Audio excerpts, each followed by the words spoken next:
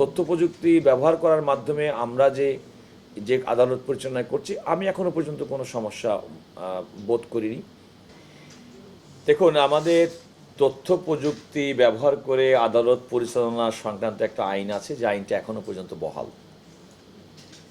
2020 সালে করোনার প্রাদুর্ভাবের সময় সমস্ত বিশ্ব যখন অনেকটা স্তব্ধ হয়ে গিয়েছিল, তখন বিভিন্ন অফিস আদালত ফাংশনাল করার জন্যে আসলে এই ভার্চুয়াল পদ্ধতির প্রচলন এবং আমরা কার্যকরভাবে সেটা লক্ষ্য করেছিলাম,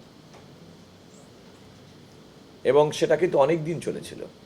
এবং আপনাদের যদি মনে থাকে, 2020 সালের পরে কিন্তু দীর্ঘদিন পর্যন্ত করোনা মহামারীকালে আমাদের আদালতগুলো শুধুমাত্র সুপ্রিম কোর্টের আপিল বিভাগ কিংবা হাইকোর্ট বিভাগ নয়, সারা দেশের প্রত্যেকটি আদালতও কিন্তু একটা পর্যায়ে কিন্তু ভার্চুয়ালি তথ্য প্রযুক্তির মাধ্যমে অনলাইনে চলার একটা চলছিল।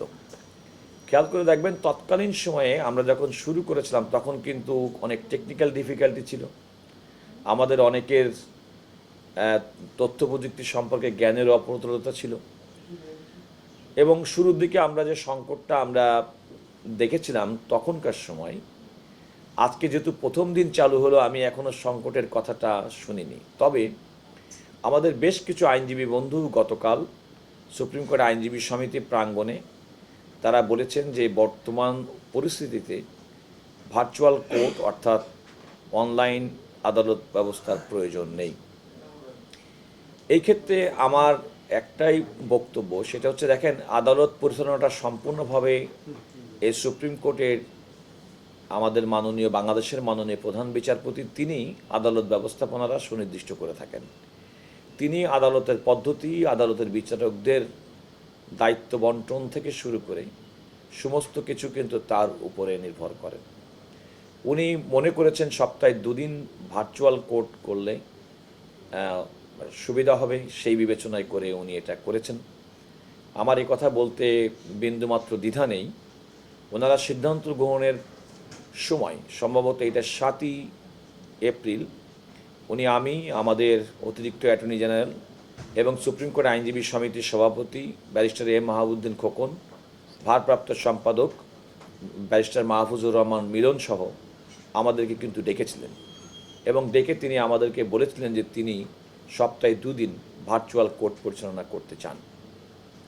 উনি আমাদেরকে অত্যন্ত পজিটিভ চিন্তা থেকে বলেছিলেন যে যদি কমপক্ষে 2টা দিন যদি আমরা করি, তাহলে হয়তো আমাদের জ্বালানির উপরে চাপ কমবে, এবং আমরা আমাদের যে কিছুটা সংকট সে সময় মনে হচ্ছিল, সেই সংকট মোকাবেলা করার জন্য এই পদ্ধতিটা ভালো হবে।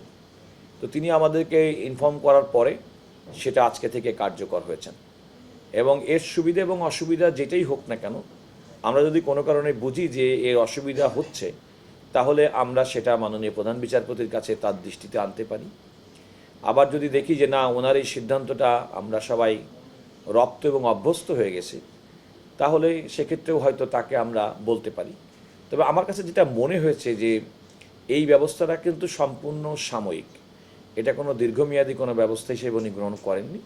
এটি একটি সাময়িক ব্যবস্থা, এবং এই সাময়িক ব্যবস্থা যতদিন প্রয়োজন মনে করবেন উনি, তারপরে আমার বিশ্বাস যে তিনি এটা রিভিউ করে নিয়মিত আদালতেই এটা নিয়মিতভাবে আমরা শারীরিক উপস্থিতিতে আদালত পরিচালনার যে রেওয়াজ এবং রীতি আমাদের দেশে, সেটি আসলে সেদিকে আমরা ফিরে যেতে পারবো বলে আমি আশা করি।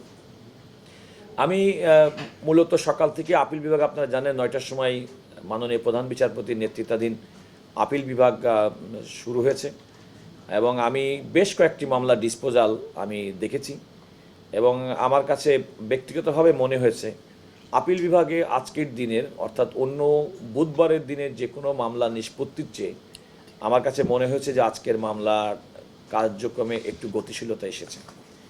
কারণ শারীরিক উপস্থিতিতে মামলা করতে গেলে আমরা অনেক সময় অনেক অপ্রয়োজনীয় জিনিস অনেক সময় কথা বলি, কিংবা আমরা হয়তো ইন্টারাকশন জিনিসটা ওভাবে সবসময় ওইটা না, কিন্তু এটা হচ্ছে বাস্তবতা। তবে একথা সত্যি, যারা মনে করেন যে এই পর্যায়ে শারীরিক উপস্থিতিতে আদালত হওয়া বাঞ্ছনীয়, তাদেরও অবশ্যই এই যৌক্তিকতা আছে, প্র্যাকটিক্যাল ডিফিকাল্টি আছে, এটাও মানতে হবে। তবে তথ্য প্রযুক্তি ব্যবহার করার মাধ্যমে আমরা যে যে আদালত পরিচালনা করছি আমি এখনও পর্যন্ত কোনো সমস্যা বোধ করিনি। আমাদের যত ল অফিসার আছে আপনারা জানেন যে আমাদের এখানে 330 জন ল অফিসার বর্তমানে কর্মরত আছেন।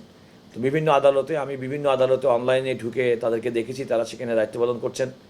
এবং আমার আশেপাশে যারা দেখছেন ওনারা কিন্তু আমার সঙ্গে এখন বসলেও তারা কিন্তু সকাল থেকে কিন্তু ব্যারিস্টার মাসুদ এবং ব্যারিস্টার মেহেদি আপিল বিভাগে মামলা পরিচালনা করেন, মিস্টার রিপন স্বতন্ত্রভাবে মামলা করেছেন।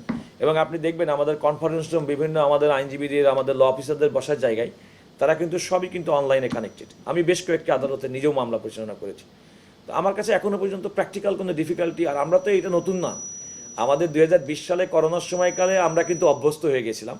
হয়তো মাঝখানে কিছুদিন সময় আমাদের সাময়িক বিরতি ঘটেছে, তবে আমি এখনও পর্যন্ত কোনো ডিফিকাল্টি ফেস করিনি।